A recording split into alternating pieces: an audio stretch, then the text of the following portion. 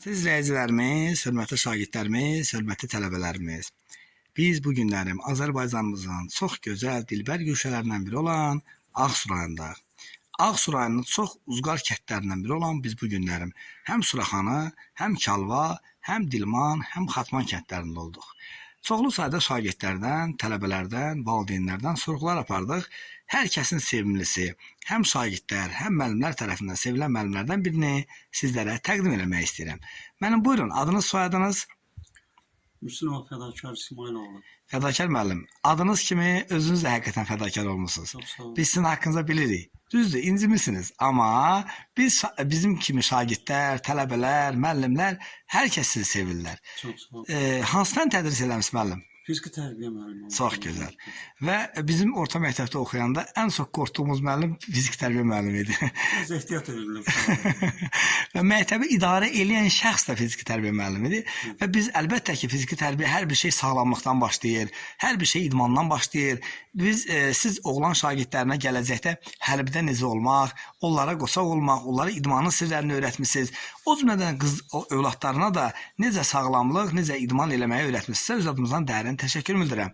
Və biz şagirdlərdən çoxlu sayda sorğular apardıq. Siz təkcə məktəbdə fiziki tərbiyə müəllimi deyil, həm də şagirdlərə vətənimizi sevməyi, bayrağımızı sevməyi, dövlətimizi sevməyi təbliğ eləmisiniz. Ona görə sizə öz adımdan sağ ol deyirik ay müəllim. Neçə il müəllim kimi işləmisiniz? 42 il. Çox gözəl. Və neçənci təqaüdə çıxmısınız müəllim? Yaşla əlaqədar 65 yaşımla əlaqədar 2 il bundan əvvəl təqaüdə çıxmışam. Çox gözəl.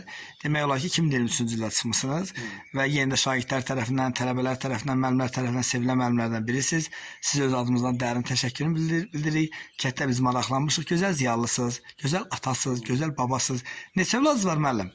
3 övladım var. Allah saxlasın. 4 nəvəm var. Allah xoşbəxt eləsin. Sağ olun. Övladlarınız sizin yolunuzu, müəllimlik peşəsini davam etdirən varmı? Bəli, qızım hal-hazırda mənimlə çiyin-çiyinə işləyir. Bir neçə il hal-hazırda Kalvar kəndi orta məktəbində fransız dili dərsini tədris eləyir.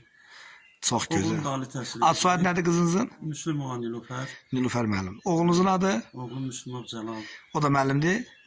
Pedaqoji təhsili də var, digər təhsili də var, başqa sahədə işləyir. Çox gözəl. O övladınızın adı? O birisi evladım Sənubərdir. O ali təhsil almayıb, ancaq onun evladları hal-hazırda böyük oğlu magistraturada, ikinci oğlu da UNEC-də oxuyur. Ay maşallah.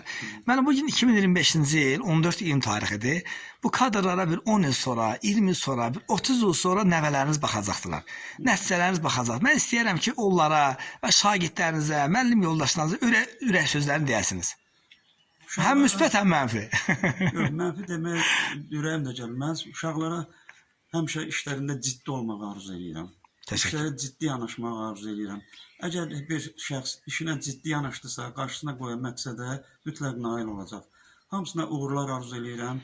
Xoş günlər, fərəhli günlər arzu edirəm bütün uşaqlara, bütün dərs dediyim şagirdlərə, bundan sonra oxuyan uşaqların hamısına. Çox sağ olun. Biz də Çağdaş Təhsil komandası olaraq sizi kimi əmlərlə fəxr edirik. Qürur duyuruq. Uğurlarınız bol olsun, nailiyyətləriniz bol olsun.